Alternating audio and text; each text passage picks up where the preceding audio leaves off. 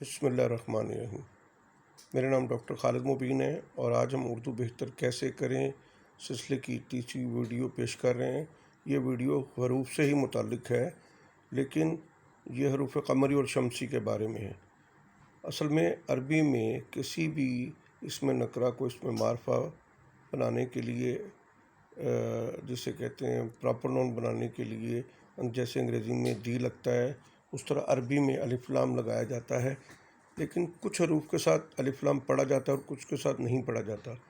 تو اردو دان طبقے یا اردو طلباء کے لیے یہ بڑی مشکل پیش آتی ہے کہ کن حروف کے ساتھ الف لام پڑھیں، کن حروف کے ساتھ نہ پڑھیں۔ آئیے ذرا دیکھتے ہیں۔ یہ 28 ہیں، 14 قمری حروف ہیں اور 14 ہی شمسی حروف ہیں۔ تو قمری حروف جو ہیں وہ یاد رکھیے، اسلامی مہینے بھی قمری ہیں۔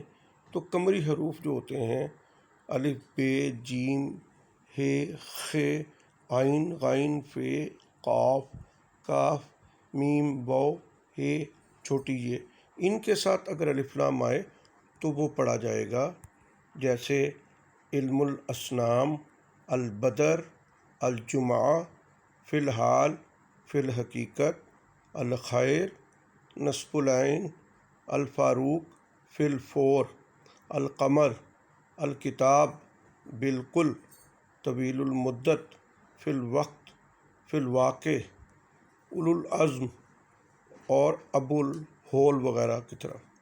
جبکہ جو شمسی حروف ہیں وہ بھی 14 ہیں، اور یہ حروف سے پہلے الف لام جب آتا ہے تو الف لام کی آواز نہیں آتی، بلکہ ایسی آواز ہی آتے ہیں جیسے کہ الف لام خاموش ہے۔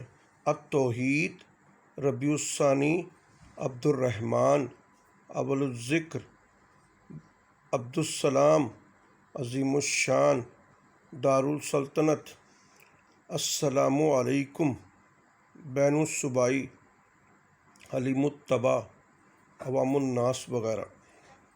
یہ چند مثالیں آپ کے سامنے میں نے رکھی ہیں، اس لیے آئندہ سے جب بھی کبھی آپ الف لام کا استعمال کریں تو ان حروف کو مد رکھیے۔ اگر الف لام مرکب لفظ کے دوسرے جز میں آئے تو صرف لام پڑھا جائے گا، الف نہیں پڑھیں گے، جیسے عبد الوحید، عبد الکریم۔